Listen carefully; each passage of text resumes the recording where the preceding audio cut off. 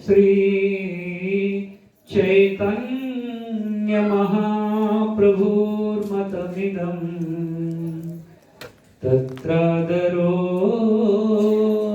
न परः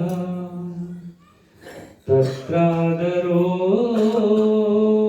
न परः। जय राधा माधव कुंज बिहारी गोपी जन वल्लभ गिरिवरधारी।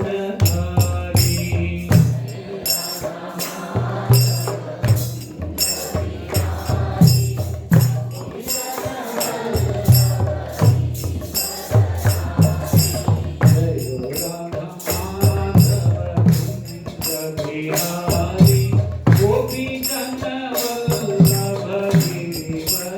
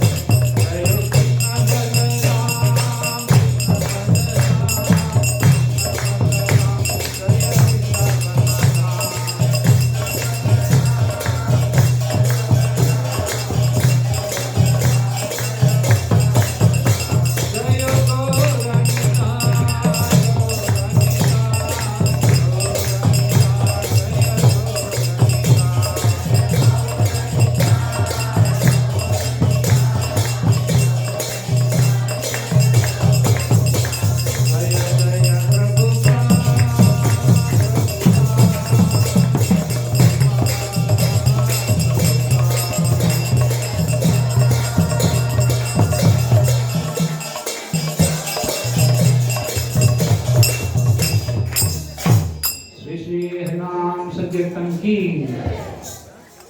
ओम नमो भगवते वासुदेवाय।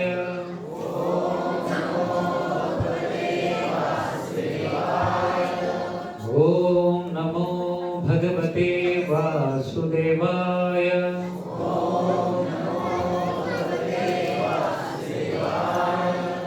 ओम नमो भगवते वासुदेवाय।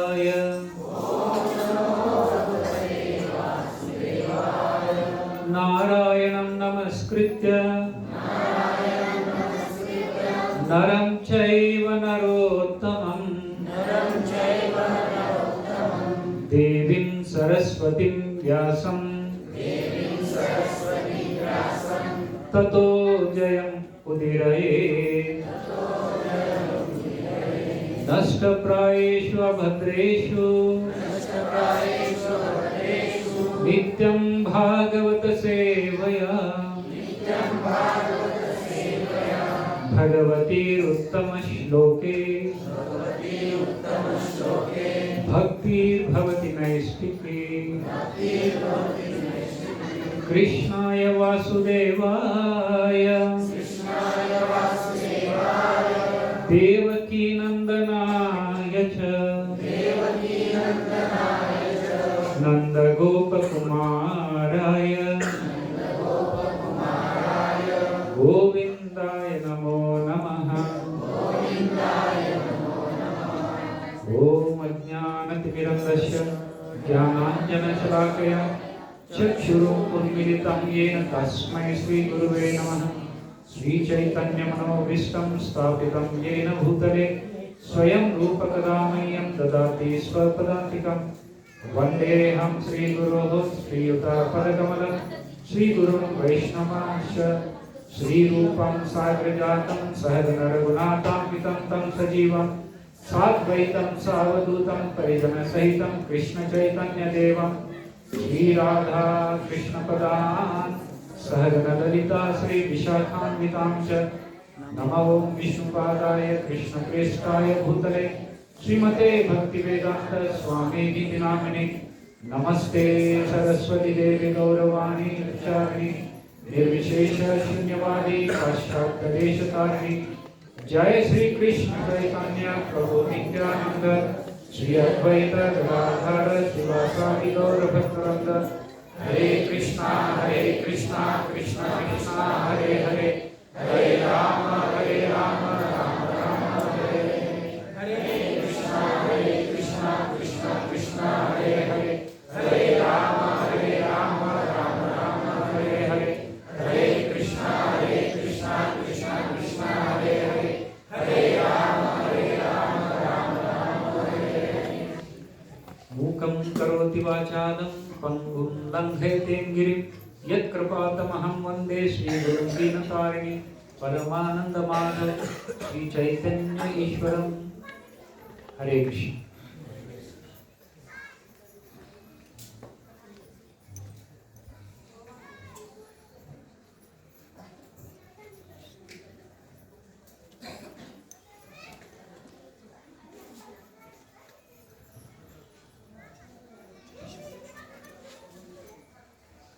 आज का इस साप्ताहिक कार्यक्रम में आप सब भक्तों को स्वागत है। आप सब के चरणों में मेरा प्रणाम है और आप सबके आशीर्वाद की कामना करते हुए आज श्रीमद् भागवतम का एक अद्भुत विषय है, इसके बारे में हम चर्चा करने वाले हैं। सर्वप्रथम श्रीमान विपिन बिहारी प्रभु, श्री वैष्णव प्रभु, श्री वरुतम प्रभु, ये मेरे गुरु के समान है। इनके प्रेम और प्यार से उन्होंने बहुत बार मुझे इधर बुलाया। पिछले कई महीने पहले मुझे आने का अवसर मिला था, लेकिन वो नहीं पाया। तो मेरे साथ मेरे वरिष्ठ निगड़ी मंदिर से वरिष्ठ भक्त है श्रीमान दिनेश चंद्र प्रभु, इनके प्रेरणा से मैं इधर आया हूँ। वास्तव में उनको इधर क्लास देने का था आज, लेकिन उन्होंने मुझे आशीर्वाद दिया है आप ये भगवान के चरण कमल के बारे में थोड़ा चर्चा करने के लिए। परम पूज्य राधानाथ स्वामी महाराज अनेक बार जब क्लास देते हैं श्रीमद् भागवतम के, तो प्रार्थनाओं के ऊपर बहुत महाराज जी भर देते हैं। चैतन्य चरितामृत बताते हुए prayers of the essence of Shrimad Bhagavatam ऐसे बताते हैं। श्रीमद् भागवतम की जो प्रार्थनाएं हैं वो श्रीमद् भागवतम के सार है, सारांश। और उस प्रार्थनाओं में क्या कंटेंट होता है, विषय क्या होता है, सारे भक्तों का प्रार्थना का विषय यही होता है कि भगवान के चरण कमल, हे भगवान, भले हम कोई भी लोक में रहे लेकिन हमारे मन हमेशा आपके चरण कमलों में लगे रहे, यही प्रार्थना है। तो महाराज जी कहते हैं prayers of the essence of Shrimad Bhagavatam, and the essence of prayers is the lotus feet of the Lord, भगवान के चरण कमल। तो भगवान के चरण कमल भक्तों का संपदा है, संपत्ति है।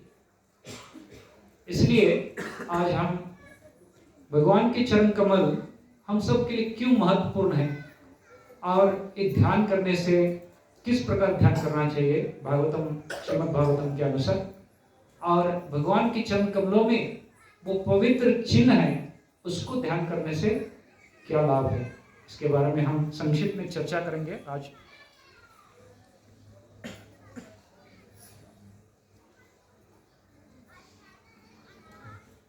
श्री राधा श्याम सुंदर भगवान के चरण कमल और ये राधा रानी का चरण कमल का चिन्ह है।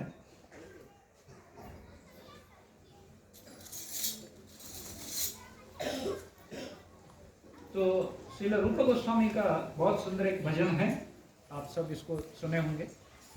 हम पहले इस भजन से गाने के लिए कोशिश करेंगे।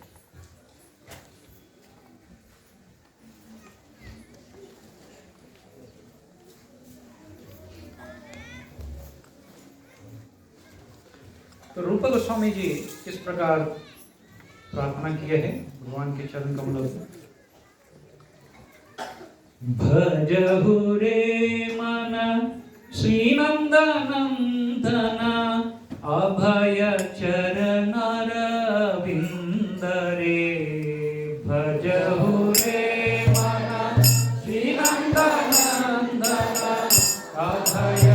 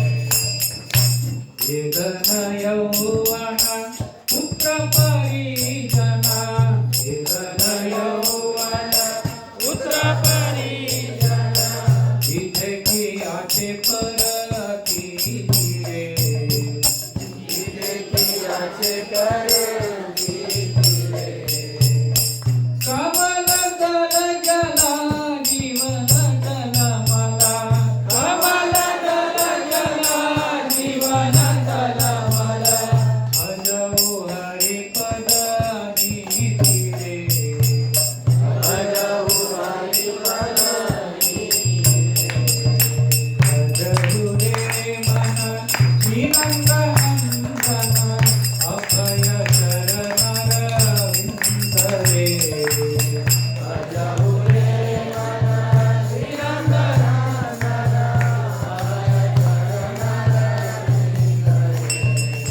श्रवण कीर्तन स्मरण वंदन, श्रवण कीर्तन स्मरण वंदन, पाद सेवन दास रे, पाद पूजन सखी जना आत्मनिवेदना, पूजन सखी जना आत्मनिवेदना, पूजन सखी जना आत्मनिवेदना, पूजन सखी जना आत्मनिवेदना, गोविंद दास विनाश रे, गोविंद दास विनाश रे, भजऊ रे मन श्रीनंद नंदन, भजऊ रे मन श्रीनंद नंदन, अभय चरण रविंद रे, अभय चरण रविंद रे। मन को ये गोविंद दास जी बताए हैं, रूप गोस्वामी का आगे है। तो गोविंद दास जी इनका अभिलाषा है, हे मन उस भगवान के चरण कमल को भजो, क्योंकि ये सब यौवन धन पुत्र ये सब क्षणिक है, और एक क्षणिक सुख के लिए ये मन क्षणिक सुख का पीछे मत पड़ो, भगवान के चरण कमल को भजो। श्रवण कीर्तन स्मरण वंदन, पाद सेवन दास, पूजन सखी जन आत्मनिवेदन, इस प्रकार 9 प्रकार के भगवान के भक्ति का विधि है। इसको अपना कर हे मन भगवान के चरण कमल को भजो। और श्रील रूप गोस्वामी का बहुत सुंदर एक छोटा सा भजन है, तो वो कहते हैं, कृष्ण देव भवन्तं वन्दे, कृष्ण देव भवन्तं वन्दे, कृष्ण देव भवन्तं वन्दे, कृष्ण देव भवन्तं वन्दे, मन मानस मधुकरं अर्पय निज पदम्, मकरंदे, मन मानस मधुकरं अर्पय निज पदम्, मकरंदे, कृष्ण देव भवन्तं वन्दे,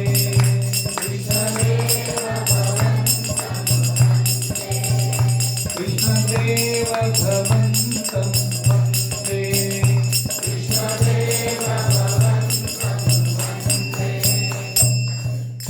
मन रूपी भ्रमर उस भगवान के चरण कमलों का अमृत है। भगवान को प्रार्थना कर रहे हैं, मन मेरे मन रूपी भ्रमर को आपके चरण कमलों का अमृत को पीने दो, क्योंकि भगवान के चरण कमल यही भक्तों का संपदा है, संपत्ति है।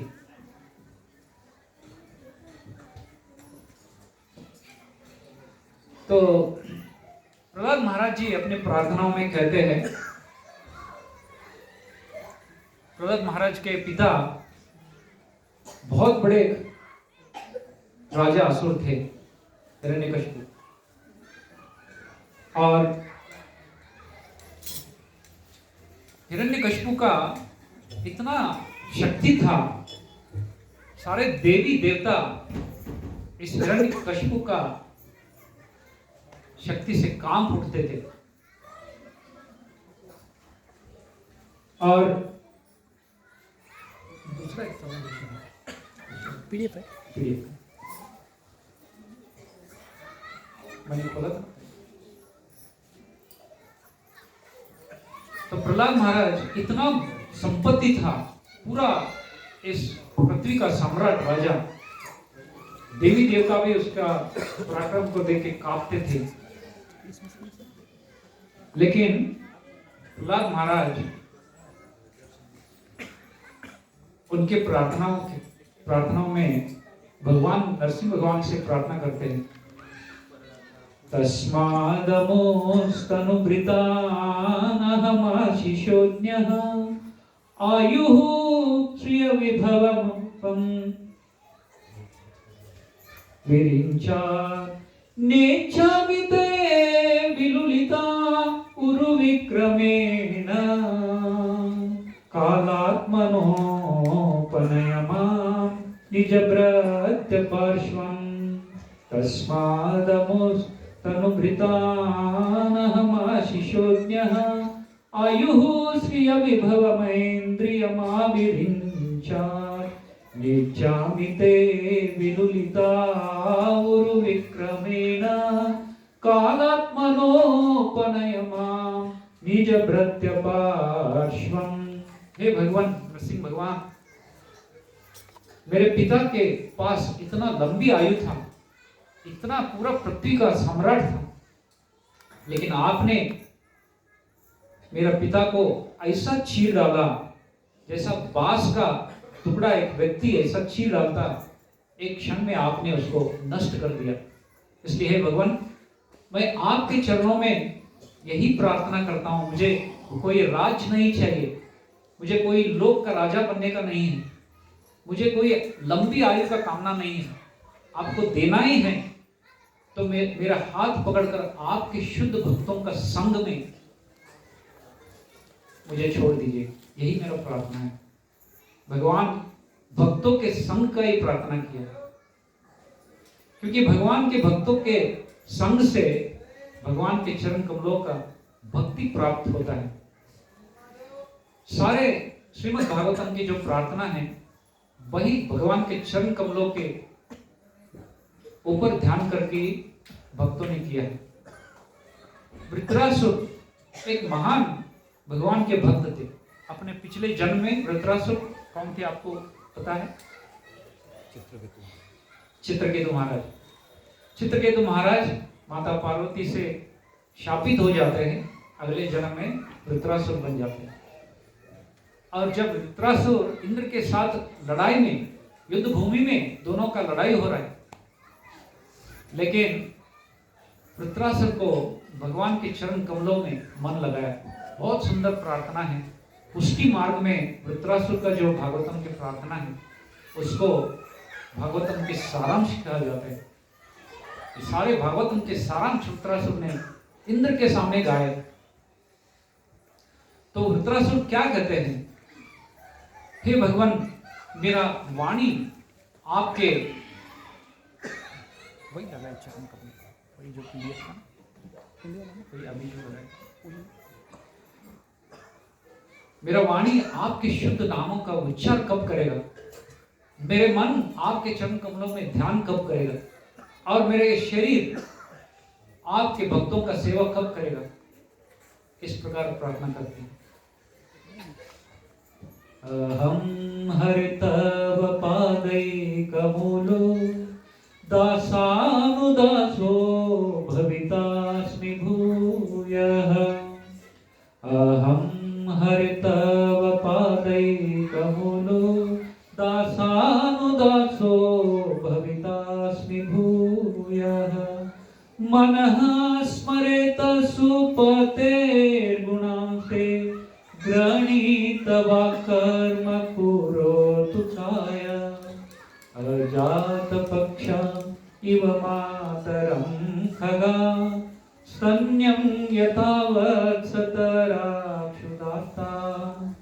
प्रियं प्रियेव विशुतं विषण्णा मनोरविन्दाक्षदिद्रोक्षते त्वाम् अहं हरितव पादैकमूलो न नाकपृष्ठं न च पारमेष्ठ्यं न सार्वभौमं न रसाधिपत्यं न योगसिद्धिः अपुनर्भवं वा समञ्जसत्वा विरहे आकाङ्क्षे समञ्जसत्वा विरहे आकाङ्क्षे मामोत्तमश्लोक जनेषु सख्यं संसारचक्रे प्रमितस्वकर्मभिः त्वन्माययात्मा आत्मजगारगेषु आसक्तिचित्तशननाथ भूया आसक्तिचित्तशननाथ भूया। बहुत सुंदर प्रार्थना है, 4 श्लोकों में। इसी श्लोक को वृत्रासुर गाए हैं। न नाक पृष्ठम न च पारमेष्ठम। हे भगवान, आपके चरण कमलों से अगर मुझे अलग दूर रहने का है और इसको छोड़ के आप अगर कहते हैं कि ये स्वर्ग के राजा बनाऊंगा, ये भूमंडल का अधिपत्य बनाऊंगा, ब्रह्म लोक के पद को दे दूंगा, तो हे भगवान, आपके चरण कमलों को छोड़ के मैं किसी का कामना नहीं करता हूं। हे भगवान, मेरे साधनाओं से आपको मैं पा नहीं सकता हूं। जिस प्रकार एक घोंसले में छोटा सा पक्षी होता है और उस पक्षी को अभी तक पंख नहीं आए हैं, मेरी स्थिति उस पंख रहित पक्षी के जैसा है। और मां पक्षी जब खाना लाने के लिए जाती है और जब घोंसले में वापस आती है, वो छोटे पक्षी कैसा फड़फड़ाता है, कब मेरी माँ आएगी, कब मुझे स्पर्श करेगी, कब मुझे खाना देगी। इस प्रकार वो पक्षी आप घोंसले में देखे होंगे, इतना उत्कंठा होता है, माँ कब आएगी, माँ कब मुझे स्पर्श करेगी। अभी अभी तो गई है, लेकिन जब आवाज आता है पक्षी माँ का, तो वो छोटा जो पक्षी, पंख रहित पक्षी, फड़फड़ करके कभी कभी वो घोंसले से खुद जाता है। इस प्रकार हे भगवान, मैं उस पंख रहित पक्षी के जैसा हूं, मेरे अपने कोई सामर्थ्य नहीं, आप ही जैसा माँ आकर मुझे स्पर्श करती है। आप कब आओगे, आप कब मुझे स्पर्श करोगे, कब मुझे आप आलिंगन दे दो, कब मुझे आपके चरण कमलों का दर्शन दो। इस प्रकार बहुत सुंदर प्रार्थना है। फिर अगले श्लोक में कहते हैं कि पक्षी शायद जब छोटा रहता है माँ के ऊपर आश्रित रहता है, लेकिन जैसे ही बड़ा हो, पक्षी बड़ा हो जाता है तो घोंसले छोड़ के उड़ जाता है। तो वृत्रासुर को लगता है शायद ये पक्षी का तुलना ठीक नहीं होगा। हे भगवान, जैसे कि एक गाय की बछड़ा जिस प्रकार माँ के ऊपर आश्रित रहता है, माँ कभी घास चराने के लिए जाती है तो वो बछड़ा घोंसले अपने गौशाला में इतना उत्कंठा रहता है, कब मेरी माँ आएगी, कब मुझे स्पर्श करेगी, कब मुझे दूध पिलाएगी। कभी कभी आपने देखे होंगे इधर वो बछड़े को बांधे रहते हैं, तो उसको बांध को तोड़कर माँ को स्पर्श करने के लिए आता है, अम्बा अम्बा, शाम के टाइम। बहुत ही उत्कंठा है। हे भगवान, मुझे भी उस गाय के बछड़े के जैसा उत्कंठा है, कब आप आओगे, कब मुझे आपका दर्शन दो। फिर वृत्रासुर सोचते हैं शायद ये बछड़ा भी जब बड़ा होता है माँ का दूध पीना छोड़ देता है, शायद ये ठीक नहीं रहेगा। फिर मन में आता है, हे भगवान, उस सत स्त्री, पतिव्रता नारी अपने पति जब बाहर जाते हैं, पतिव्रता नारी घर में सारे काम काज करके उस पति का ध्यान करती है, जीवन का अंत तक वो पति का साथ रहती है। कभी कभी पिछले जमाने में पति मरने के बाद उसी अग्नि में प्रवेश करके अपने शरीर को भी त्याग करती थी। सत स्त्री, उस सत स्त्री के जैसा हे भगवान, मैं आपके ध्यान करूं, कब आप आओगे, कब मुझे दर्शन दो। चौथे श्लोक में बताते हैं, हे भगवान, मामोत्तम श्लोक जनेषु सख्यम, कब आपके शुद्ध भक्तों का संग मुझे मिलेगा? इस संसार का बंधन से काटकर आप कब मुझे आपके शुद्ध भक्तों का संग दे दो। इस प्रकार के 4 प्रार्थना श्रीमद् भागवतम में 6वें स्कंद में वृत्रासुर ने युद्ध भूमि में किया है। इंद्र जब देखते इस प्रार्थनाओं को सुनकर, इंद्र युद्ध बंद करके अपने सर को हाथ लगाते हैं। मैं देवता कहने वाला जो स्वर्ग का राजा हूं, तो भी मुझे मेरे दिमाग में ऐसा प्रार्थना नहीं है। कितना सुंदर प्रार्थना किया। हे भगवान, आपके ये कैसा भक्त है, शरीर देखा तो असुर है लेकिन देवता से भी बढ़कर प्रार्थना कर। इंद्र देव भी लज्जित हो गए वृत्रासुर का इस प्रार्थनाओं को सुनकर। परम पूज्य राधा गोविंद गोस्वामी महाराज कई बार कहते थे, काशी विद्यापीठ का कुलगुरु थे श्रीमान मदन मोहन मालवीय जी, भारत रत्न, इनको भारत रत्न भी मिला था। श्रीमद् भागवतम के बहुत ही एक्सपर्ट थे।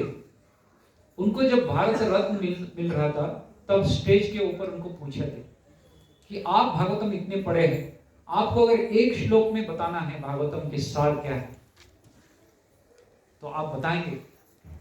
तब मदन मोहन मालवीय जी वृत्रासुर का यही प्रार्थना बताए थे, अजात पक्षा इव मातरम खगा स्तन्यम यथावत्सतरा क्षुधार्थम। इसी श्लोक को दोहराए थे स्टेज के ऊपर। इतना महत्वपूर्ण प्रार्थना है। सारे भक्तों ने भगवान के इस चरण कमलों के प्रति प्रार्थना की। कुंती महारानी जब भगवान सब युद्ध संपन्न होने के बाद युधिष्ठिर महाराज को राजा स्थापित करके, और जब श्री गौर निताय की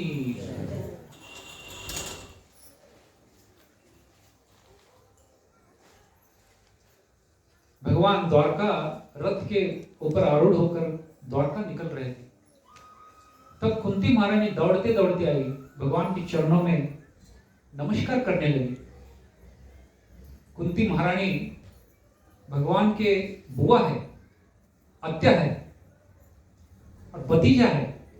भगवान कुंती महारानी का भतीजा, लेकिन कुंती महारानी इतना महान है, इस सारे भौतिक संबंध को छोड़कर वो सोचती थी और उनको ज्ञात था कि एक कृष्ण भले मेरा भतीजा है लेकिन ये भगवान है, वो जानती थी।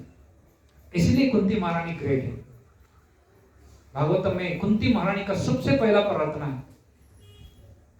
तो भगवान पूछते हैं, माँ क्या चाहिए मुझे? भगवान आके कुंती महारानी का चरणों स्पर्श करके नमस्कार करते हैं, और क्या चाहिए मुझसे? तब कुंती महारानी बहुत सुंदर प्रार्थना में भगवान का स्तुति भी की है, और चरण कमलों का ध्यान करते हुए कुंती महारानी बोलती है, नेहं क्षोभिष्यते तत्र यतेदानीं गदाधर त्वत्पादंकिता भाति स्वलक्षणं विलक्षिते। हे प्रभु, हे मेरे कृष्ण, जब तक आप इस हस्तिनापुर में थे, आपके चरण कमलों के जो चिन्ह है, पवित्र चिन्ह, इस हस्तिनापुर में आपके चरण कमलों के पवित्र चिन्ह अंकित होने के कारण इस हस्तिनापुर बहुत संपदा था, बहुत फर्टाइल था। सारे सुविधा इसलिए हमको मिलते थे क्योंकि आपके पवित्र चरण कमल यहां स्पर्श किए थे। अभी आप हमको छोड़ के जा रहे, मुझे नहीं लगता कि आप जाने के बाद यही फलवत्तता, यही संपदा, यही सुविधा यहां रहेगा या नहीं। कुंती महारानी जानती थी कि भगवान के चरण कमलों में अद्भुत ऐसा चिन्ह है जो पवित्र करने वाले हैं। इसलिए भगवान जब वृंदावन में चलते थे, नंगे पैर चलते थे। यशोदा मैया कृष्ण को, हे लाला थोड़ा चप्पल तो पहनो। गाय चराने के लिए जाते वक्त जंगल में कंकड़ पत्थर वगैरह चुभेगा, तुम्हारा कोमल पैरों को घाव हो जाएगा। तो भगवान हंसते हंसते माँ को बोले, हे मैया, मैं एक ग्वाला हूं, अगर मुझे चप्पल पहना चाहोगे तो सारे गायों को भी चप्पल बना दो। भगवान बोलते, और भगवान नंगे पैर चलते थे। इसलिए वृंदावन में हर जगह जहां जहां भगवान चले तो अपने पैरों के चिन्हों को स्पर्श करके वृंदावन को पवित्र किया। तो गोपी गाते हैं, गोपियों गाते हैं, तो भगवान के चरण कमल चलसि यद्व्रजा चारयन् पशु नलिन सुंदरा ते पदाम्बुजं शीलत्रिणाङ्कुरे सीदतीतिना कलिलतामना कान्तगच्छति कलिलतामना कान्तगच्छति। तो गोपियों गाते हैं, हे प्रभु, आप जब गाय चराने के लिए नंगे पैर चलते हैं हमको बहुत कष्ट होता है, क्योंकि आपके कोमल चरण कमलों को कभी कंकड़ पत्थर चुभ जाएगा। हमारा हृदय में बहुत घबराहट होता है। इस प्रकार गोपियों गाते हैं, हमेशा भगवान के चरण कमलों में उनके ध्यान रहता था। तो श्रीमद् भागवतम में भक्तों ने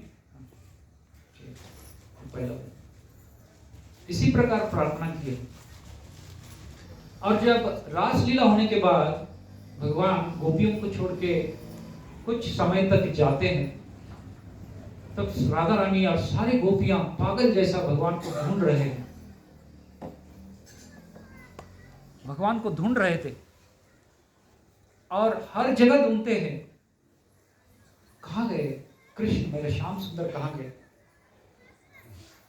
और वृंदावन में भूमि के ऊपर जब भगवान के चरण कमलों का चिन्ह अंकित था, वो देख के गोपियां पुलकित हो उठते और भू माता का भाग्य का सराहना करने लगते।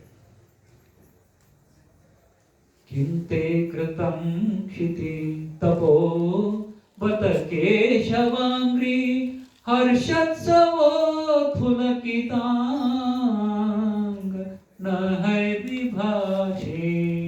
किं ते कृतं क्षिति तपो बत केशवांग्री हर्षोत्सवोत्फुलकितांग न है विभाषे।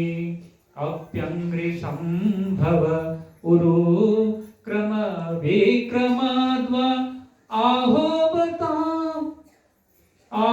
वराह वपुषे परिरंभनेन।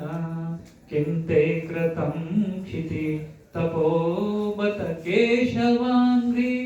भूमाता को बोल रहे, हे भूमाता, हे वसुंधरा, क्या भाग्य है आप हमेशा देखा तो बहुत पुलकित रहती है। भूमाता को देखा तो वृंदावन सब जगह हरियाली है, और भूमाता को देख के, वो चरण कमलों के देख के, चिन्हों को देख के गोपियां गा रहे, हे माता क्या भाग्य है तुम्हारा, क्या तपस्या की थी तुम। इस भगवान के चरण कमलों को पाकर हमेशा लगता है तुम बहुत पुलकित हो गए। कब तुमको ये भगवान के चरण प्राप्त हुआ है और कब तुम ऐसा पुलकित हो गई हो। क्या जब वामन भगवान विरुक्रमा तीनों पैरों में आकाश, भूमंडल और पाताल लोकों को नापे थे, तब उन्होंने जब तुमको स्पर्श किया, तब से क्या तुम पुलकित हो। या जब वराह भगवान आकर तुमको आलिंगन करके समुद्र से उठाए थे, तब से आप पुलकित हो। इस प्रकार गोपियां उस भूमाता का सराहना कर रहे, क्योंकि वो चरण कमलों को देकर। और लक्ष्मी माता हमेशा भगवान के चरण कमलों का सेवा करती रहती है। और एक बार जब माता भगवान के चरण कमलों का मसाज कर रही थी, उस समुद्र में एक कछुआ आ गया। आप सुने एक स्टोरी, सुने? कासव, एक कासव आ गया और कासव को उस भगवान की चरण कमलों का स्पर्श करने का था। और माता ने उस कासव को हटा रहे थे, अरे चलो हट जाओ हट जाओ। बार बार वो कासव जो है ऐसा खुद कर भगवान के चरणों का दर्शन कर रहा था और स्पर्श करने के लिए आ रहा था, लेकिन लक्ष्मी माता उसको हटा रहे थे, अरे चल तुम इधर क्यों आ रहे हो? तो बहुत प्रयास किया वो कासव ने, लेकिन ऊपर चढ़कर भगवान के चरण कमलों तक नहीं जा पाया। तो उस कासव को बहुत गुस्सा आया, तो माता को बोलने लगा, हे जगत जननी लक्ष्मी देवी, आप भले कितने बार हटाओ मुझे, लेकिन एक न एक दिन मैं उस चरण कमलों को प्राप्त करके ही रहूंगा। देखो एक दिन ऐसा आएगा आपको भगवान के साथ मेरे पास आना पड़ेगा। तो ऐसा करके वहां से निकल गया। और ऐसा कहा जाता है, यही जो कासव है कछुआ, अगले जन्म में इन्हें त्रेता युग में केवट बनकर आया। यही कछुआ जो था केवट बनकर आया। भगवान राम को जब समुद्र नदी पार करने का था, आप सब ये स्टोरी सुने हैं, तो गुह ने केवट को बोला कि भगवान राम लक्ष्मण सीता जी को इस नदी को पार करा दो। तब शायद उसको पिछले जन्म का याद होता है, यही मेरे लिए बहुत बड़ा संधि प्राप्त हुआ है, अभी भगवान के चरण कमल मुझे मिला है। तो बोले नहीं, मैं आपको पार नहीं कर पाऊंगा। राम जी बोले, अरे मुझे जल्दी जाना है, आप नाव लेकर मुझे पार करा दो। हे भगवान, मैंने सुना हूं आपके चरण कमल स्पर्श होकर एक पत्थर भी नारी बन जाता है। अहिल्या देवी को भगवान ने पत्थर से नारी बनाया। तो मैंने सुना हूं आपके चरण कमल स्पर्श होकर पत्थर भी नारी बनता है। मेरे पास एक ही नाव है, आपने इसको स्पर्श किया, नारी बना दिया। पहले एक नारी घर में बैठी है और मेरा धंधा सब चौपट हो जाएगा। तो भगवान मुस्कुराते, तो इसके लिए क्या करना होगा? तो केवट बोलते हैं, इसको एक, मैं जैसा बोलता हूं आप सुनिए। अगर आपको मेरी नाव में बैठना है तो आपके चरण कमलों को मुझे अच्छी तरह से धो लूंगा। इसको राजी है तो मैं आपको पार करूंगा। तो लक्ष्मण जी को बहुत गुस्सा आ रहा था, क्या बात बकवास बात कर रहे हो, जरूर जल्दी चलो। तो राम जी बोले, नहीं ठहरो लक्ष्मण जी, तो इसको जो करना है करने दो। तो ठीक है, जल्दी जल्दी आप करो जो करना है, भगवान बोलते हैं। तो इसको केवट को इतना खुश होता है, तो दौड़ते दौड़ते जाता है। घर में जाकर वो लकड़ी का परात होता है ना, परात, वो रोटी बनाने लकड़ी वाला, वो घर में बीबी को और उसकी माँ को बुलाते हैं, माँ जल्दी आओ जल्दी आओ, और वो बर्तन लेके आओ। लकड़ी का परात को लेके आते हैं और पानी लेके आता है, और अपने सर के ऊपर जो टर्बन था, कपड़ा था, उसको बिछा दिया। पहले भगवान इसके ऊपर आप चरण रखिए। भगवान ठीक है, चलते चलते आए, और इस परात के अंदर आपको आना होगा और मैं इसको अच्छी तरह से धो लूंगा। ठीक है, भगवान उसके ऊपर खड़े रहे। पहले बोले, भगवान आपको चरण उठाना होगा, इसलिए आप गिर जाओगे, मेरे सर के ऊपर हाथ रखिए। भगवान को सर के ऊपर हाथ रखने के लिए बाध्य बनाया केवट ने। तो भगवान ठीक है, हाथ रखकर अच्छे से भगवान के चरण कमलों को धो रहे, और उसके आंखों से आंसू आ रहे। कितना कृपालु है भगवान। और उस चरण कमलों को धोकर भगवान को बच्चों जैसे उठाकर नाव में बिठाया। और बाद में लक्ष्मण जी, माता जी, सीता देवी उस नाव में आए। और केवट का भाग्य देखिए, वो रोते रोते उस भगवान के चरण कमलों का जो जल है वो पादामृत बन गया, चरणामृत बन गया। उसको अपने ऊपर छिड़क लेता है और पत्नी के ऊपर, माँ के ऊपर छिड़क लेता है। बोला मेरा जीवन धन्य हो गया उस प्रभु का चरण कमलों को प्राप्त करके। और नाव में बिठाकर भगवान के संग मिला है, तो धीरे धीरे, बहुत धीरे धीरे चल रहा था। लक्ष्मण जी बोले अरे जल्दी जल्दी चलो, हो गया ना तुम्हारा काम, जल्दी चलो। तो केवट ऐसा ही धीरे धीरे कर रहा है, और वो तट तक जाता है और वापस आता है, घूम के आता है। भगवान राम हंसते हंसते बोले अरे भैया बस करो, कितना चक्कर काटोगे, मुझे जल्दी छोड़ो। केवट बोलने लगा हे भगवान, एक दो चक्कर के लिए आप थक गए? आपको पता नहीं जीवात्मा को आप कितना चक्कर में डाल डालकर इस पृथ्वी में आप घुमाते हो।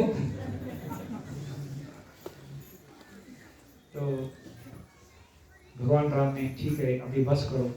तो केवट ने आकर भगवान को तट तक लेके आए, और भगवान की आंखों में आंसू है, और केवट भी रो रहे हैं क्योंकि भगवान हमको छोड़ के जा गया।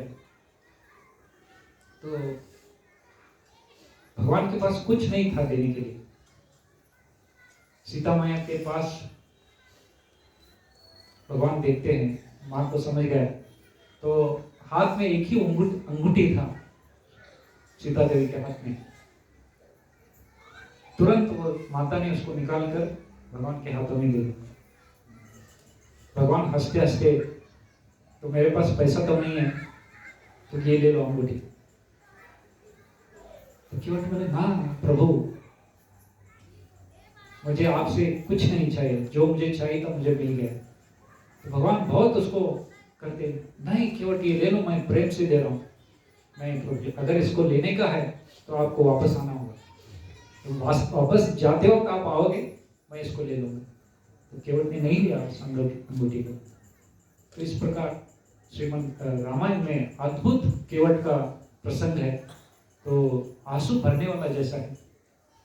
भगवान स्वयं आए थे उस चरण कमलों को उसका दर्शन देने के लिए। तो इस प्रकार भक्तों का संपत्ति भगवान के चरण कमल है।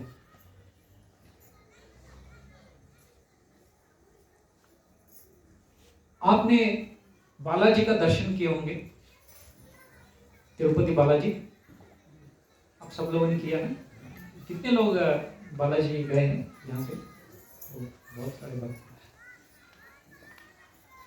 तो बालाजी वेंकटेश ऐसा हाथ किए हैं, आपने देखा ना, भगवान ने ऐसा हाथ किया है। इसका क्या अर्थ है, आपको क्या लगता है? भगवान ने ऐसा हाथ किया,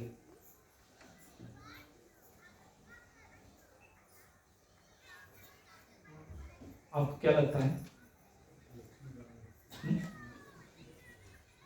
तो मैं भी बहुत साल पहले उधर गया था बालाजी को। मेरे साथ एक श्री संप्रदाय के मेरे बहुत अच्छे मित्र थे। उन्होंने एक प्रश्न मुझे पूछा था, तुम देखो हाथ भगवान ने ऐसा कि क्या है, पूछा। मैंने बोला था भगवान कृपा दे रहा है।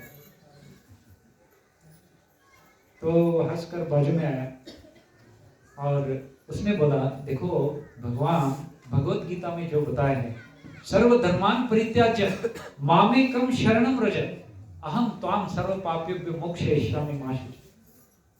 भगवान अपने चरण कमलों को दिखाकर आए हुए भक्तों को बोल रहे मेरे चरणों में शरणागति ले लो। इस भौतिक संसार जो है बहुत दुखमय है, तभी तुम सुखी हो जाओगे। आओ। श्रीमद् भगवद गीता का अंतिम अध्याय का भगवान की जो संदेश है उसको भगवान संकेत कर रहे, भगवान के चरण कमल। तो इस प्रकार भगवान के चरण कमल बहुत ही अद्भुत है। और कपिल देव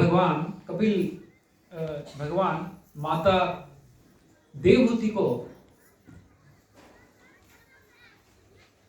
भक्ति के बारे में जब बता रहे थे, आपने शायद नासिक में एक स्थान है कपिलधरा, आप गए कपिलधरा? कपिलधरा ऐसा वहां लिखा है कि भगवान कपिल देव ने माता देवहूति के साथ जो संवाद था उसी स्थान में हुआ है बोलते हैं। तो बहुत ही सुंदर स्थान है, नासिक के अराउंड 20 किलोमीटर।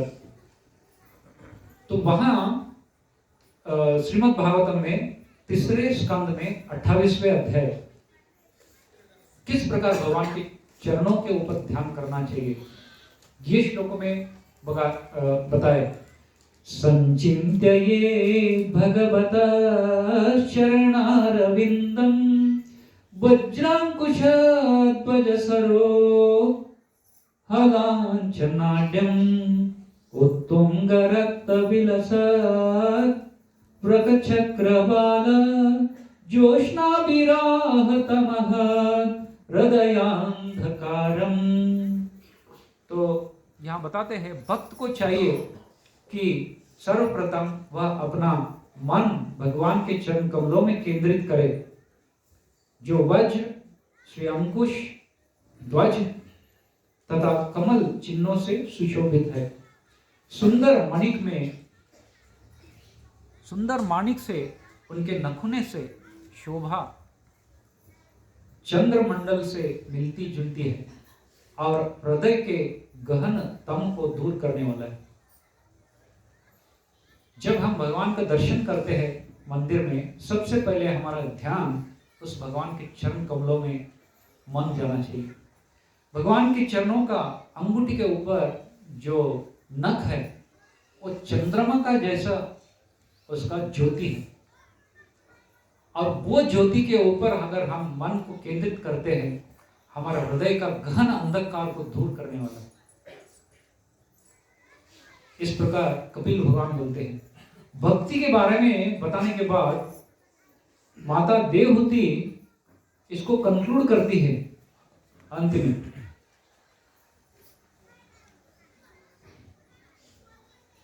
देवहूति माता जो भगवान के भक्त है और आप भगवान के शुद्ध नाम उच्चार करते हैं, वो बहुत बड़े भाग्यवान हैं।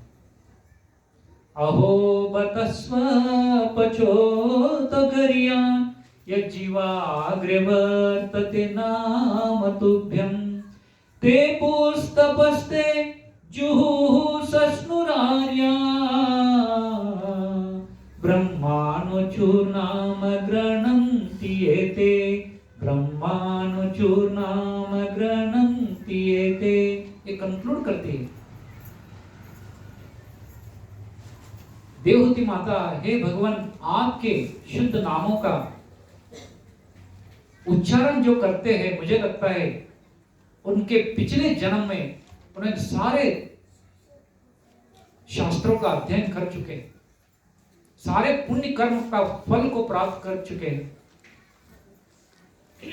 सारे तीर्थ स्थल को भेंट दे चुके हैं और सारे दान धर्म सारे कर्मों को कर चुके हैं।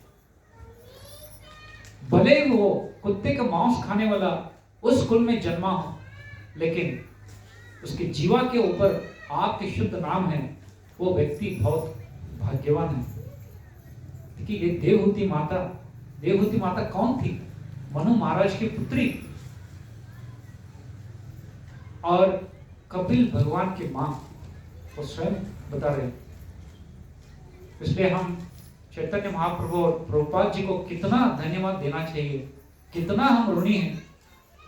इस हरे कृष्णा महामंत्र को हम जैसे कलयुग के पापी तापी लोगों के लिए इतना सरल रीति से दे दिया भगवान ने, जो माता देवहूति इसका सराहना कर रही है।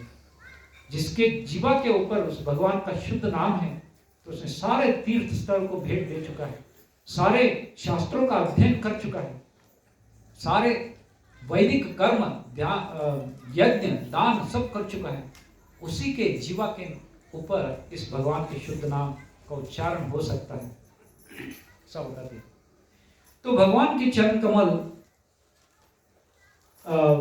आपको ये जो दिख रहा है, तो हम किस प्रकार ध्यान करना चाहिए, चाहे जप करने से पहले, या मान लीजिए हमारे जीवन में सबको कष्ट है, कभी कभी मन बहुत खिन्न होता है, जप करने का इच्छा नहीं होता है, या कुछ ऐसा घटना हो गया तो हम माला को बाजू में रखकर चिंतित होता है, फ्रस्ट्रेशन हो जाता है। तब हमको इस भगवान के चरण कमलों का ध्यान करना चाहिए। और इसमें भगवान के लेफ्ट साइड, हमारे जो राइट साइड में है वो भगवान का लेफ्ट है। इसको कैसा लिया है, मानिए भगवान ऐसा सोए है और यहाँ से फोटोग्राफ लिया है ना, भगवान के चरण कमल ऐसा है, सोए है और यहाँ से फोटो लिया, तो भगवान का इधर साइड का जो है वो लेफ्ट आ जाता है और इधर का राइट आ जाता है। तो अपने राइट साइड वो भगवान का लेफ्ट है और अपना लेफ्ट भगवान का राइट है। तो लेफ्ट साइड में सबसे पहले देखिए, बहुत सुंदर श्लोक है, इसको कैसे किस प्रकार हमको ध्यान करना चाहिए। सबसे पहले अर्धचंद्र है, आपको दिख रहा है ना, अर्धचंद्र है। ये सारे पवित्र चिन्ह है। हम मन को एकत्र केंद्रित करके अगर अर्धचंद्र के ऊपर मन को ध्यान किया तो वो अर्धचंद्र हमारा मन को और हृदय को शीतलता प्रदान करता है, ऐसा शास्त्रों में लिखा है। जिस प्रकार चंद्रमा अपनी किरणों से पेड़ पौधों को पोषणा देता है, पुष्णामि च औषधि सर्वा सोमो भूत्वा रसात्मकम, भगवद गीता में बताया है। इसी प्रकार हमारा मन को पोषण देने वाला है वो चंद्रमा। उसके बाद एक त्रिकोण है, त्रिकोण के ऊपर अगर हम मन केंद्रित करते हैं तो हम त्रिगुण से, ये भौतिक जो तीनों गुण हैं, सत्वगुण, रजोगुण, तमोगुण, उससे ऊपर उड़ जाते हैं। और 4 कलश हैं, अगर कलश के ऊपर मन को ध्यान करते हैं तो देखिए कलश हम क्यों यूज करते हैं। ये रूप गोस्वामी कहा है कि ये सोने का कलश है। सोने का कलश हम भगवान को अभिषेक करने के लिए यूज करते हैं, और जब अभिषेक करते हैं तो भगवान के अंग के ऊपर शीतल हम जल और दही और दूध से नहलाते। तो उस प्रकार उस कलश में वो शीतल जल भरा हुआ है। जब हम हमारे मन को उस कलश के ऊपर ध्यान करेंगे तो हमारे जीवन में जो दावाग्नि है, भौतिक दावाग्नि से हम सब तप्त हो रहे हैं, तो वो जल क्या करता है, दावाग्नि को शमन कर देता है। केवल भगवान के उस शीतल कलश के ऊपर अगर मन को ध्यान किया तो मन को शीतलता प्रदान करता है, दावाग्नि से हमको मुक्त कर देता है।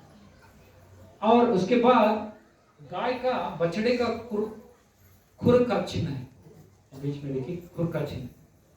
तो वो क्या सूचित करता है कि जो कोई भगवान के चरणों में लेफ्ट साइड में उस गाय का खुर का चिन्ह के ऊपर मन को केंद्रित कर देता है, तो इस भौतिक संसार को सागर के साथ तुलना किया है।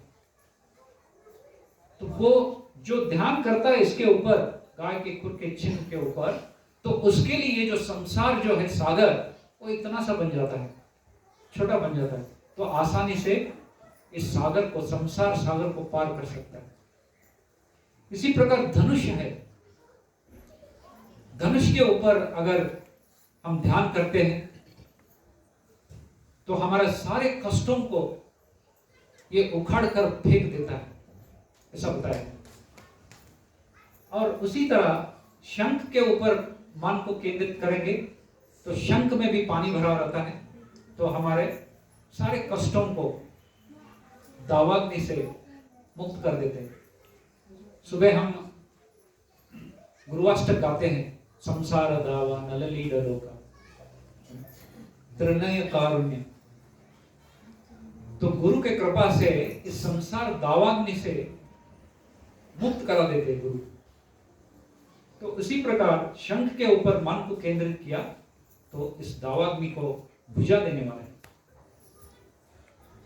और लास्ट जो चिन्ह है वो प्रोस्टिकम बोला है। प्रोस्टिकम मतलब कॉन्सेंट्रिक सर्कल, 2 सर्कल है, तो वर्तुलाकार है। उसमें सेंटर में जो है भगवान कृष्ण है और सारे गोपियां भगवान के अति भौती नृत्य कर रहे हैं।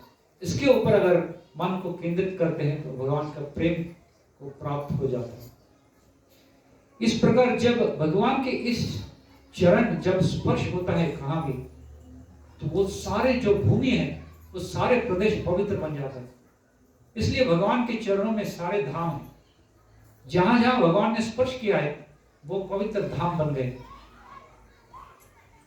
तेरे चरणों में चारों धाम, भजन है अनुप जलोटा जी। भगवान के चरण कहां कहां जहां कहां अंकित हुआ वो सब धाम बन गए। तो ये होगा लेफ्ट साइड में, और लास्ट में एक मीन है, फिश, मासे। इस मीन या मकर के ऊपर ध्यान करने से जिस प्रकार मीन जो है पानी के अंदर आश्रय लेता है, पानी छोड़कर वो कहीं नहीं जाता है। मीन को अगर पानी से बाहर निकला तो मर जाता है। उसी प्रकार मीन के ऊपर मन केंद्रित करने से भगवान के चरण कमलों का आश्रय मिल जाता है। और कामदेव का जो ध्वज है, कामदेव का जो ध्वज है, उस ध्वज में मीन का चिन्ह है। कामदेव का ध्वज के ऊपर मीन का चिन्ह है। तो जो कोई इस मीन के ऊपर मन को केंद्रित करता है वो काम से मुक्त हो जाता है, काम के ऊपर उसको विजय मिल जाता है, ऐसा बताएगा। और उसी प्रकार राइट साइड में देखिए अष्टकोण है। हम जब रंगोली डालते हैं घर के सामने, और स्वस्तिक है, कई बार हम जब शुभ कार्य होता है तो स्वस्तिक चिन्ह निकालते हैं, या घर के नया घर जब खरीदते हैं तो घर का पूजा करते हैं तो स्वस्तिक चिन्ह होता है। बहुत सारे लोगों को इसका अर्थ मालूम नहीं, क्यों स्वस्तिक है। क्योंकि स्वस्तिक ने भगवान के चरणों में से उत्पन्न हुआ है, इसलिए स्वस्तिक लिखने से भगवान के चरणों का ध्यान करने के लिए, भगवान को आह्वान करने के लिए हम स्वस्तिक निकालते हैं। और स्वस्तिक अपने आप में पवित्र करने वाले हैं, क्योंकि वो भगवान के चरणों में आश्रय लिया। तो स्वस्तिक के ऊपर मन केंद्रित करने से हमारा पूरा मन पवित्र हो जाता है। और उसी प्रकार जम्बू फल है और वज्र है, वज्र के ऊपर मन को केंद्र करने से हम जितने भी पाप किए हैं, पहाड़ जैसा हमारा पापों को वो काटने जैसा है, काट देता है वज्र। और ध्वज है, ध्वज के ऊपर मन केंद्रित करने से जो भी कार्य है उस कार्य में हमको विजय मिल जाता है। इसी प्रकार छत्र के ऊपर मन केंद्र करने से सभी कार्यों में विजय मिल जाता है, जैसा राजा के ऊपर छत्र होता है। और उसी प्रकार चक्र के ऊपर, सुदर्शन चक्र है भगवान के चरणों में, उसके ऊपर ध्यान करने से हमारे पापों को काट देता है। और कमल है, कमल एक ऐसा पुष्प है, ऐसा बताया गया कि कमल भगवान के सारे अंगों को कमल के साथ तुलना किया है। नमः पंकज नाभाय, नमः पंकज मालिने, नमः पंकज नेत्राय, नमस्ते पंकजांग्रे, कुंती महारानी प्रार्थना में कहती है। तो भगवान के चरण, भगवान के नाभि, भगवान के आंख, ये सब कमल के साथ तुलना किए। क्योंकि कमल जो ऐसा पुष्प है, भौतिक नहीं है, आध्यात्मिक पुष्प है। हमेशा लक्ष्मी माता अपने, जब माता लक्ष्मी प्रकट हो गई समुद्र से, अपने दाएं हाथ में कमल को लेके घुमा रही थी। बहुत लज्जित होकर जब माता लक्ष्मी आ गए तो माता लक्ष्मी के मुख और जो गले में बहुत सुंदर हार था, उस हार और मुख का इतना सुगंध निकल रहा था, बहुत सारे भ्रमर आकर उस लक्ष्मी माता को चुंबन दे रहे थे। वो गुई गुई आकर माता के मुख मंडल को भ्रमण कर रहे थे, और माता के जो गले में हार है उसके ऊपर आ रहे थे। इसलिए लक्ष्मी माता उस कमल से उस भ्रमर को दूर करती थी। तो वो जो कमल है वो आध्यात्मिक कमल है। ब्रह्मा जी के जन्म कहाँ हुआ है? कमल में हुआ है, क्योंकि कमल भगवान के नाभि से उत्पन्न है, इसलिए कमल जो है आध्यात्मिक पुष्प है। इसलिए भगवान के अंगांग को जब तुलना किया जाता है इस भौतिक दुनिया में, वही एक कमल है जिसके साथ तुलना कर सकते। तो कमल के ऊपर ध्यान करने से पवित्रता बन जाता है, जीवन में मन पवित्र हो जाता है। और अंत में एक ऊर्ध्व रेखा है, देखिए हम सबको चरण में एक रेखा होता है नीचे से ऊपर तक, इसके ऊपर अगर मन को केंद्रित करते हैं तो हम सब इस दावाग्नि में फंसे हुए हैं, एक अंधे कुएं में गिरा जैसा है। भौतिक संसार मतलब अंधा कुआं है। अगर उस अंधा कुआं में पड़ा हुआ व्यक्ति को अगर किसी ने रस्सी छोड़ दिया तो आसानी से वो रस्सी पकड़कर ऊपर उठ सकते हैं। इसी प्रकार इस भगवान के चरण कमलों में ऊर्ध्व रेखा के ऊपर मन को केंद्रित किया तो वो हमको गहन अंधकार से मुक्त कर देता है, ऐसा शास्त्रों में बताया। और बाद में सबसे लास्ट वो भगवान के अंगूठी के तल पे जव है, जव गेहूं का दाना जो हम यज्ञ में आहुति देते हैं, ओम स्वाहा जव को आहुति देते हैं, वो जव का चिन्ह है। उसके ऊपर अगर मन को केंद्रित करते हैं तो मन को पौष्टिकता मिल जाता है। जैसा अग्नि को पुष्टि मिल जाता है वो जव डालने से, स्वाहा करने से, तो मन को पुष्टि मिल जाता है, आध्यात्मिक शक्ति मिल जाता है। इस प्रकार भगवान के चरण कमलों में पवित्र चिन्ह है।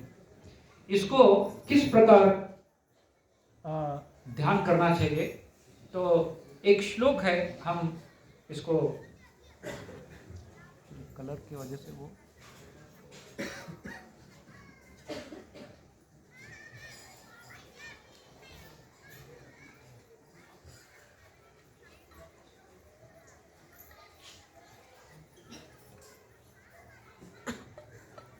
ओके, तो कृपया मेरे पीछे पीछे आप दोहराएंगे।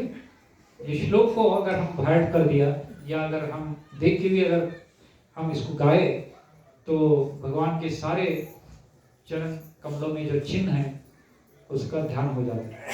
तो कृपया दोहराइए। चंद्रार्ध कलशम त्रिकोण धनुषिकम, चंद्रार्ध कमलम त्रिकोण धनुषिकम, गोस्पदम प्रोष्टिकम, गोस्पदम प्रोष्टिकम, शंकं सौवे इति वाम पादे सुमंगलस्तचिन्हम्,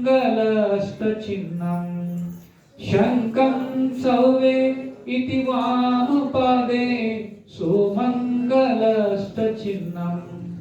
कोनाष्टकं स्वस्तिकं चक्रं, कोनाष्टकं स्वस्तिकं चक्रं, छत्रं यावंकुशं ध्वजं, छत्रं पावी जम्बू ऊर्ध्वरेखं, पावी जम्बू ऊर्ध्वरेखं, अम्बुजं विभ्रनं हरे, अम्बुजं विभ्रनं हरे, ऊनविंशति महालक्ष्मी, ऊनविंशति महालक्ष्मी, अर्चित अंग्रिं भजे, अर्चित अंग्रिं भजे। विश्वनाथ चक्रवर्ती ठाकुर जी ने इसको बहुत सुंदर भगवान के चरण कमलों के ऊपर जो पुस्तक लिखे हैं, इसमें ये श्लोक है।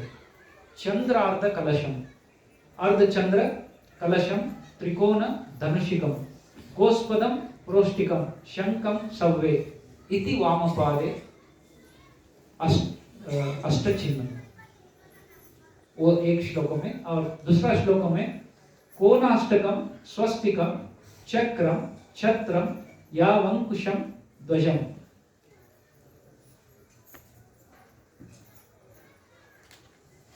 कोनाष्टकम स्वस्तिकम चक्रम, कोनाष्टकम स्वस्तिकम चक्रम यावंकुशम ध्वजम, पावी, पावी मतलब वज्र, जो इंद्र के हाथ में जो वज्र, पावी जम्बू ऊर्ध्वरेखम, और अंबुजम मतलब कमल। इस प्रकार 11 चिन्ह राइट साइड में है, 8 चिन्ह लेफ्ट साइड में है, 11 और 8 कुल मिलाकर 19 चिन्ह है। ऊनविंशति, ऊनविंशति मतलब 19 चिन्ह इस प्रकार भगवान के चरण कमलों में है। तो आप जब जप करने के लिए बैठते हैं तो 1 मिनट के लिए इसके ऊपर ध्यान करने से बहुत ही पवित्र करने वाले, और जब करते करते या कभी आपको टेंशन आया है, कुछ गुस्सा आया है, तब शांत से बैठकर उस भगवान के चरण कमलों का चिन्हों के ऊपर ध्यान करना चाहिए। और ये इतना पवित्र करने वाले हैं। तो देखिए, अगर कल आप जब जप करेंगे तब ध्यान करने के पहले, जप करने से पहले को ध्यान करने के लिए कोशिश किए तो जप बहुत अच्छा क्वालिटी जप होता है। तो जहां जहां भगवान के चरण कमलों का स्पर्श हुआ है वो पवित्र धाम बन गया है। इसको एक बहुत सुंदर एक कहानी है। मैं एक बार मायापुर जा रहा था, ट्रेन में बैठा था, तो परम पूज्य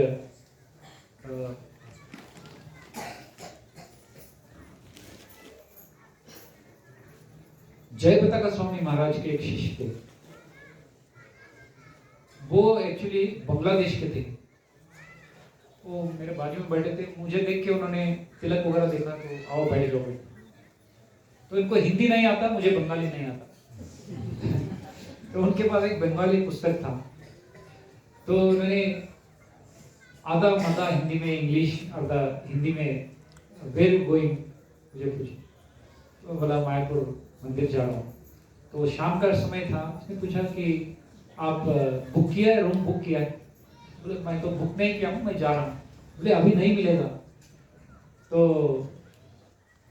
उन्होंने मुझे बोला कि आप मेरे घर चलो, क्योंकि पहली बार मिले हैं और ऐसा ही थोड़ा बात हुआ तो घर आने के लिए उन्होंने बहुत फोर्स किया।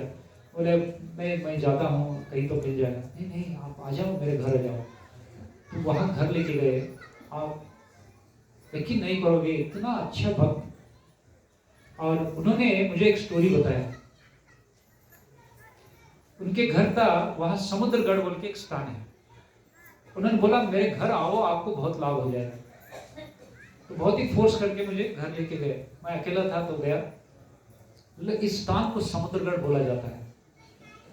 तो उन्होंने स्टोरी बताया मुझे, समुद्रगढ़, ये करीबन 15-20 साल पहले। तो समुद्रगढ़ एक राजा का नाम था, और ये राजा द्वापर युग में थे। ये राजा भगवान के बहुत बड़े भक्त थे, लेकिन हमेशा वो पांडव को बहुत सराहना करते थे। पांडव लोग कितना भाग्यवान है। उस अखिल ब्रह्मांड के नायक भगवान कृष्ण उनके घर में सामान्य व्यक्ति जैसा रहता है, कितने भाग्यवान है। और मैं देखो पापी इसी द्वापर युग में आया हूं, लेकिन उस भगवान का दर्शन नहीं, मेरे भूमि में उस भगवान का स्पर्श नहीं। कितना पापी हूं, ऐसा अपने आप को पापी समझता हूं। और अगर द्वापर युग में मैं मेरा जन्म हुआ है, भगवान अगर इस प्रदेश में नहीं आए तो इस जीवन का क्या लाभ है। इस सारे संपत्ति को मैं भगवान के चरणों में न्यौछावर कर दूंगा, लेकिन मैं किसी न किसी तरह से भगवान को इस प्रदेश में आने के लिए बाध्य करूंगा। ऐसा एक दिन उनको उपन लेता है राजा। बहुत पराक्रमी राजा था। तो उन्होंने मौका देख रहा था कैसे भगवान को इधर लेके आने का। वो तो बंगाल यानी मायापुर आपने देखे होंगे, और भगवान थे हस्तिनापुर या गुजरात। बहुत लंबा है सफर। तो जब युधिष्ठिर महाराज राजा बन गए तो उन्होंने एक अश्वमेध यज्ञ किया था। अब सबको पता है, अश्वमेध का घोड़ा कलकत्ता आने वाला था, बंगाल आने वाला था, और उस घोड़े के पीछे पीछे भीमसेन आने वाले थे। राजा ने प्लान किया, बहुत बड़ा मेरे लिए एक संधि है, मैं कैसे भी करके इस घोड़े को बांध के रखूंगा और भीम के साथ युद्ध करूंगा। इसमें भले मैं मर भी गया तो चलेगा, तो राजा ने पहले भगवान के चरणों में नमस्कार किए, प्रार्थना किए, भगवान मेरे इस कार्य में आप सफलता दे दो। देखो, भगवान को लाने के लिए बाध्य कर रहे हैं, लेकिन भगवान के चरण कमलों में प्रार्थना कर रहे, मैं आपके भक्त भीम के साथ लड़ाई करूंगा और मुझे शक्ति दे दो। ऐसा प्रार्थना करके जब घोड़ा आ गया तो समुद्रगढ़ राजा ने उसको घोड़ा को बांध के रख दिया। भीमसेन तो सभी जगह से विजय होते होते यहां आए थे, और यहां आके देखा तो एक सामान्य राजा, कितना हिम्मत, इसको घोड़े को बांध के रखा है, कौन है? भीमसेन ने अपने गदा को उठाकर अभी इसको स्मैश कर दूंगा, इसको तोड़ दूंगा, बल्कि बहुत गुस्से से आए। भीमसेन जी को एक क्षण भी भगवान का याद नहीं आया, अपने शक्ति के ऊपर उनको बहुत भरोसा था, ऐसा इसको मार दूंगा, बल्कि गदा उठाकर भीमसेन जी आए और समुद्र राजा ने ऐसा बाण वगैरह निकाल के भीमसेन को हर तरफ से बंदी बना दिया। उनके पास एक पाश बंधन का एक बांध था, उसको छोड़कर भीमसेन को पूरी तरह से बांध लिया उन्होंने। भीमसेन को लज्जा आने लगा, इतना शर्मिंदा हो गए भीमसेन जी, इतना बड़ा युद्ध किया हमने, इस सामान्य व्यक्ति से मैं हार गया। तो अपने मुंह नीचे करके भीमसेन जी बैठ गए, और उस पास से भीमसेन को कितना भी ताकत लगा रहे, लेकिन उससे छूट नहीं पाए। तब भीमसेन जब बैठ गए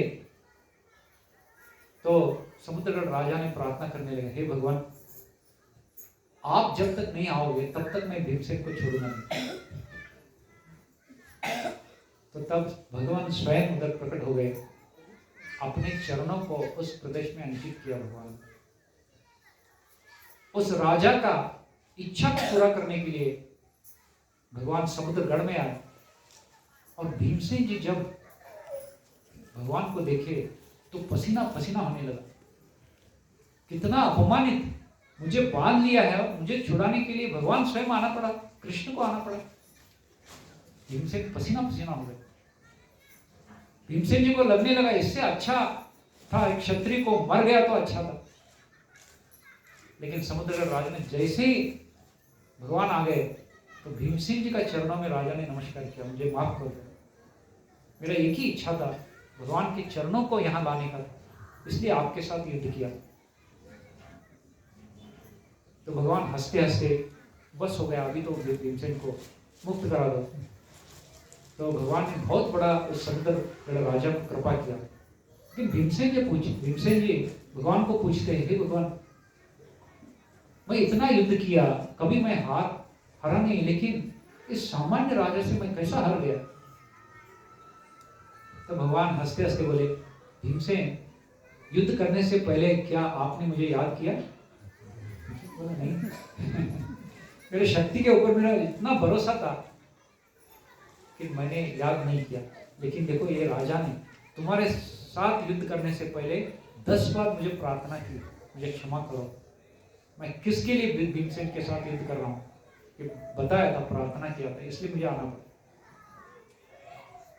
तो इस प्रकार समुद्रगढ़ राजा ने भगवान को युद्ध से उनको लेकर आए और उस समुद्रगढ़ स्थान को पवित्र करा दिया राजा। और वही समुद्रगढ़ आप मायापुर के बाद सेकंड स्टेशन है, दूसरा स्टेशन है, समुद्रगढ़ स्टेशन है। हम जब मायापुर जाते हैं कलकत्ता से, नवद्वीप के बाद दूसरा स्टेशन है कृष्णनगर के बाद ये समुद्रगढ़ स्टेशन है, वहां भगवान आए थे। इसलिए चैतन्य महाप्रभु जब अवतार लेने के लिए आए बंगाल में, उसी नवद्वीप भगवान के चरण कमल जहाँ पड़ा, इसलिए नवद्वीप में भगवान आए, उसी स्थान में। तो ये भगवान के चरण कमलों का अद्भुत लीला है, और भक्तों ने यही प्रार्थना किया है। जब देवतागण उनको जो कार्य सौंपा दिया जाता है, ब्रह्मा जी को जब इस ब्रह्मांड को सृष्टि करना होता है भगवान की आज्ञा के अनुसार, कभी कभी ब्रह्मा जी को बहुत फ्रस्ट्रेट हो जाते हैं, बहुत व्याकुल हो जाते हैं, मैं सृष्टि भगवान के शक्ति के बिना कर नहीं पाता हूं। तब सारे देवताओं को लेकर भगवान को मिलने के लिए क्षीर सागर के तट के ऊपर जाते हैं। श्रीमद् भागवतम में प्रार्थना है बहुत सुंदर। तीसरे स्कंद में देवता और ब्रह्मा जी भगवान के वहां जाकर प्रार्थना करते हैं, हे भगवान आप हमको शक्ति प्रदान करिए, आपके बिना ये कार्य करना बहुत दुस्तर है, मुश्किल है। तो ऐसा प्रार्थना करते हैं। तो उस प्रार्थना में वो यही बोलते हैं, हे भगवान आपके चरण कमल छत के समान है, जो भी प्राणी आपके चरण कमलों में शरणागति लिया है उसके सारे कष्टों को इस छत्र उखाड़ कर फेंक देता है। मुनिगण संत जन आपके चरण कमलों को नाव बनाकर आपके सुंदर मुख कमल को ढूंढते ढूंढते वेदों का शब्दों को पंख बनाकर आपके सुंदर मुख कमल को ढूंढते हैं। उस भगवान को हम नमस्कार करते हैं। बहुत सुंदर प्रार्थना है तीसरे स्कंद में। इस प्रकार श्रीमद् भागवतम में कुल मिलाकर कोई भी अगर आप प्रार्थना में देखा तो वो सारे इसी प्रकार प्रार्थना है भगवान के चरण कमलों की। श्रीमती राधा रानी तो उनके भी चरण कमल भगवान के राइट साइड में जितना चिन्ह है वो राधा रानी का लेफ्ट साइड में है। जैसा कि कमल, चक्र, छत्र, ये सब राधा रानी का लेफ्ट साइड में।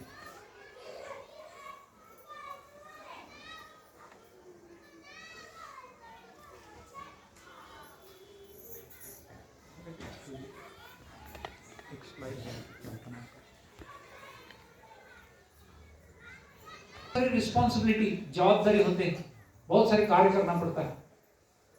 और राजा होना, कितने सारे शत्रु आके आक्रमण करते हैं, उनका सब बहुत प्रॉब्लम्स होते हैं। लेकिन भक्त बनना कितना आसान है।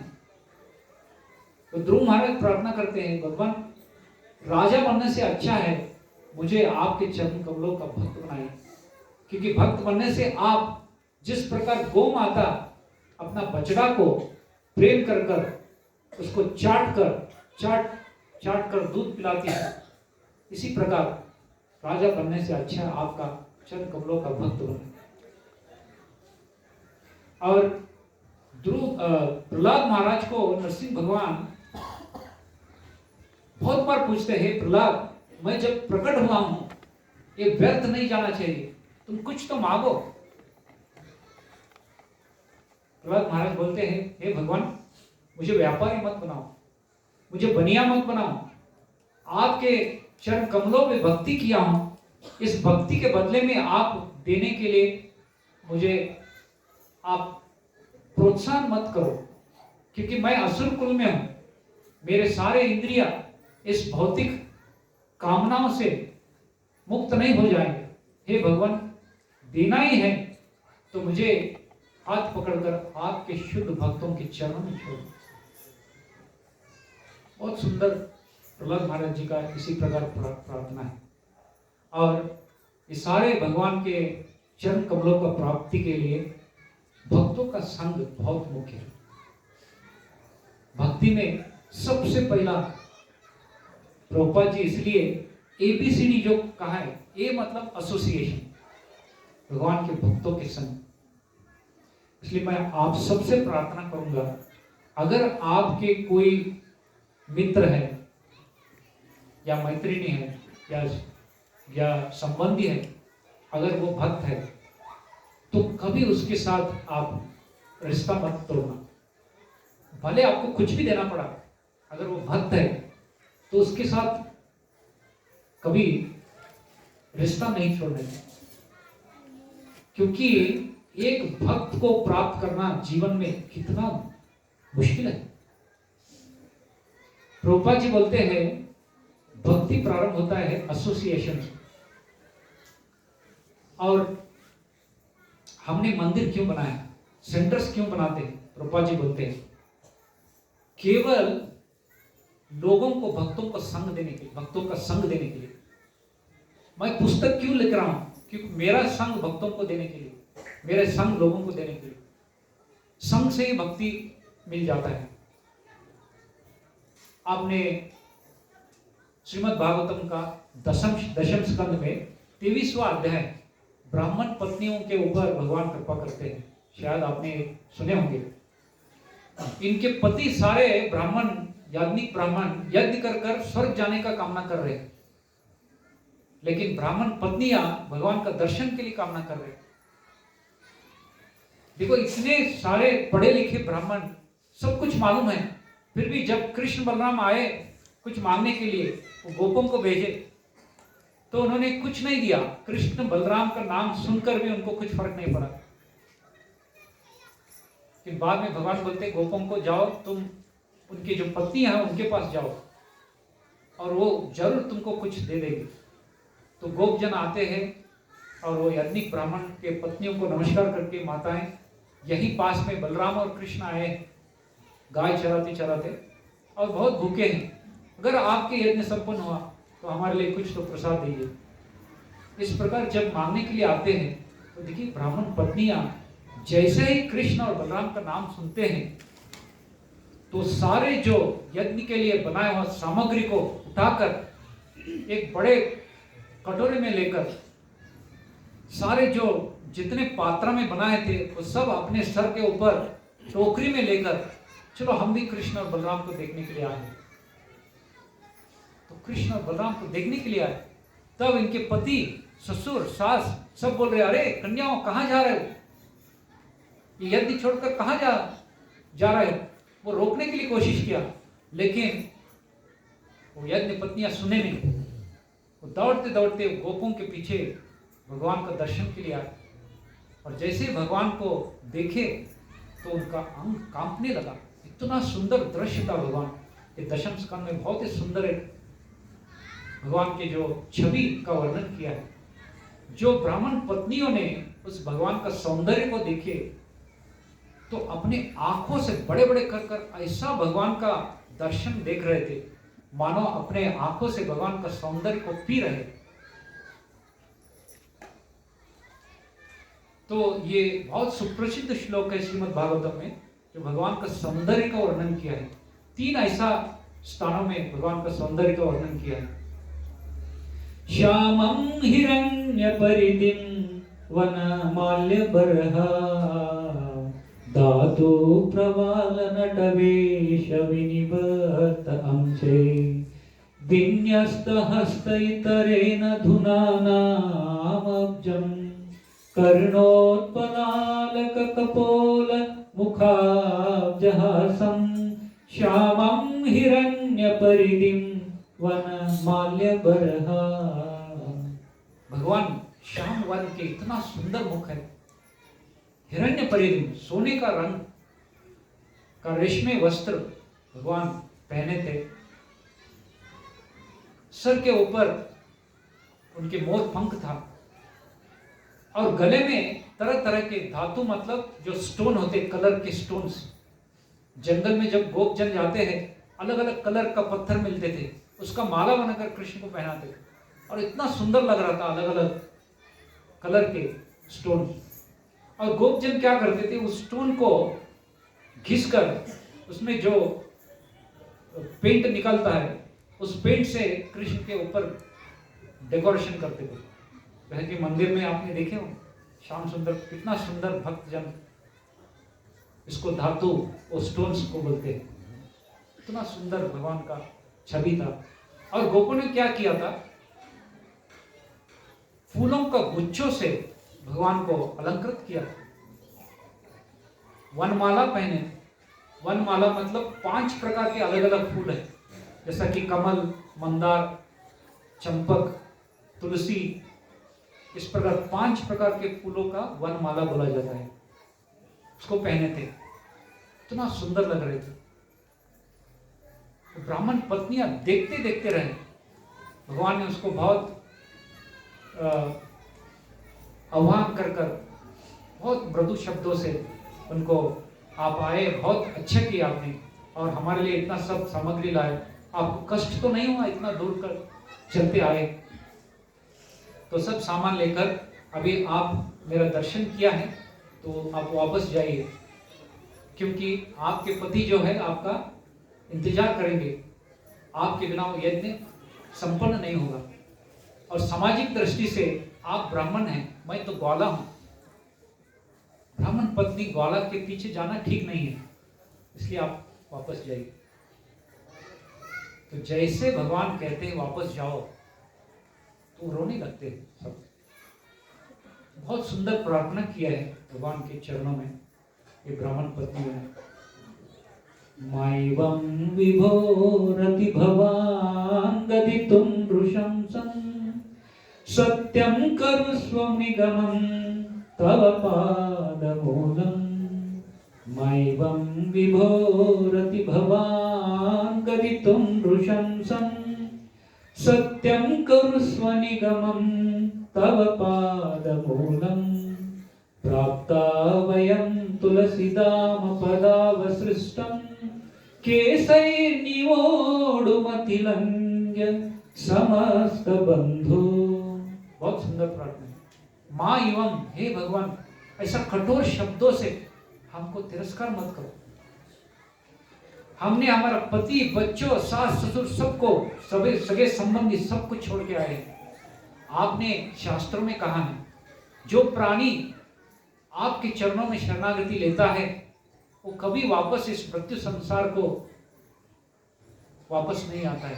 आज आप सिद्ध करो, हम सब कुछ छोड़कर आपके चरणों में निछावर करके आए हैं। आप सिद्ध करो, हमको वापस इस भौतिक दुनिया में भेजो मत। और हम आपके और गोपियों के बीच में हम नहीं आएंगे।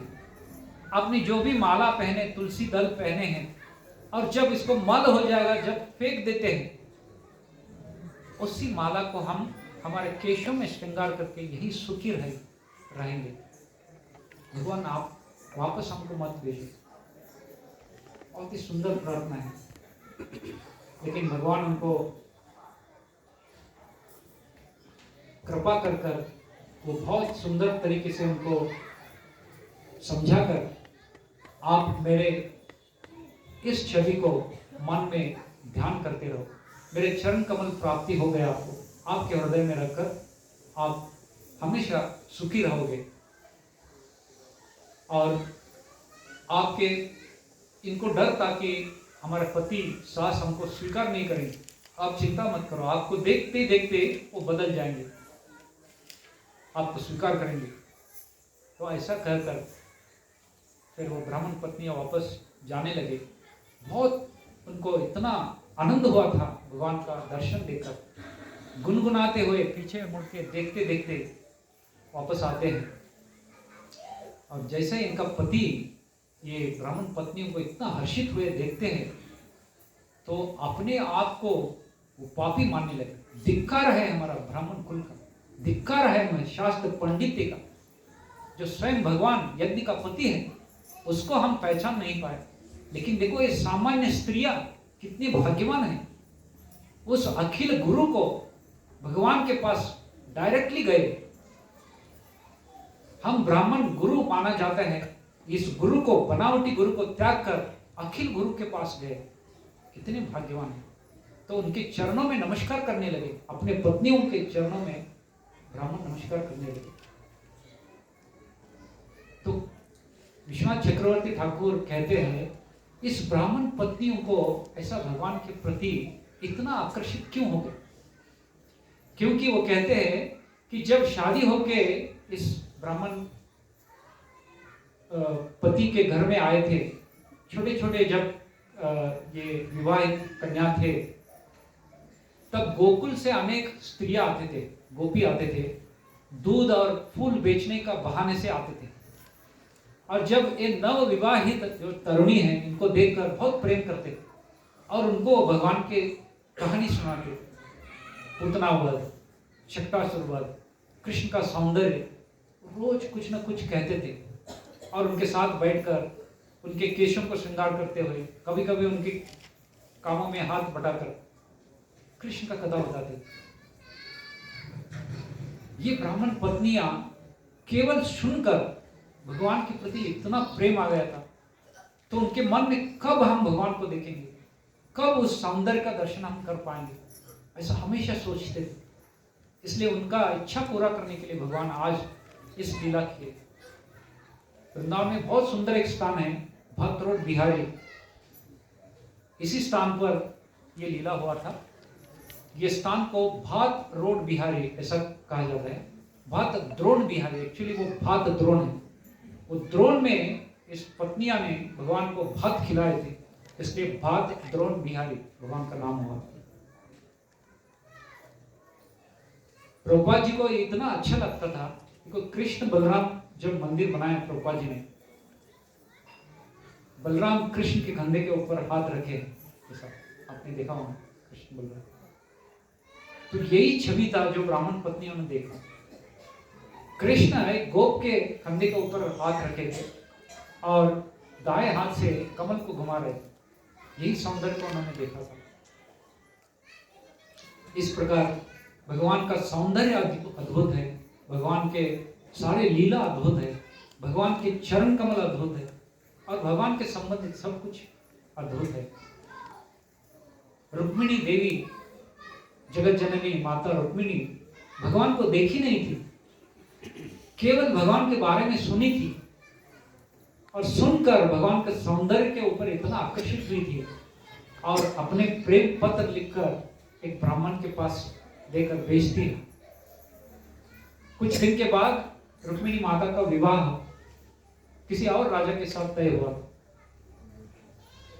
लेकिन रुक्मिणी माता अपने सर्वस्व को भगवान के चरणों के ऊपर न्यौछावर कर दिया। इसलिए प्रेम पत्र में रुक्मिणी माता लिखती है, तो श्रुत्वा गुणान् भुवन सुंदर शृण्वतामते, श्रुत्वा गुणान् भुवन सुंदर शृण्वतामते, निर्विश्य कर्ण विवरै हरतोंगतापम, रूपं दृशां दृशिमतां, रूपं दृशां दृशिमतां, अखिलार्थलाभं त्वयि अच्युता विसति चित्तम् अपात्रपं मे, श्रुत्वा गुणान् भुवन सुंदर। बहुत सुंदर श्लोक है। श्रुत्वा गुणान् भुवन सुंदर, हे भुवन सुंदर, आपके गुणों को केवल सुनते ही जैसे मेरे कानों में ये आपके सुंदरता प्रवेश करती है, मेरे हृदय का अग्नि को शमन कर रही है। केवल सुनने से मुझे इतना अच्छा लग रहा है, हृदय का जो काम अग्नि है उसका शमन हो रहा है। हे भगवान, इस सारे मेरे निर्लज मन को आपके चरणों में सौंप दी हूं। अगर आप मुझे आकर यहां से उठा के नहीं लेके जाते हो, भले मुझे 100 ऐसा जन्म लेना पड़ा, इस शरीर को मैं क्षीण करूंगी और देह त्याग करूंगी। जब तक आप नहीं मिलोगे तब तक इस देह को त्याग करके रहूंगी। इस प्रकार प्रेम पत्र में लिखती है। तो भगवान इस भक्त का ऐसा प्रेम का ध्वनि सुनकर भगवान आते हैं, रुक्मिणी माता को ले जाते हैं। इस प्रकार केवल सुनने से भगवान के प्रति हमको प्रेम भक्ति मिलता है।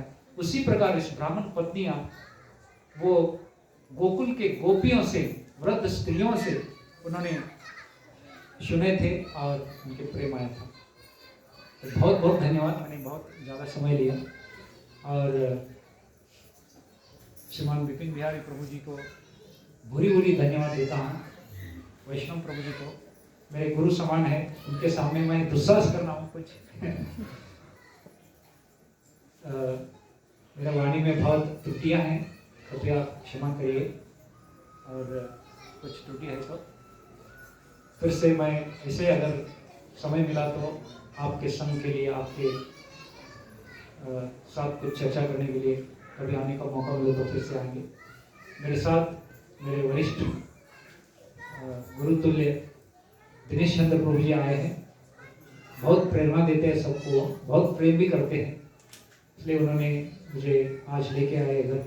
उनको भी मैं भूरी भूरी धन्यवाद देना चाहता हूँ। हरे कृष्णा, बहुत बहुत धन्यवाद। ग्रंथराज श्रीमद् भागवतम की जय, श्रील प्रभुपाद की जय।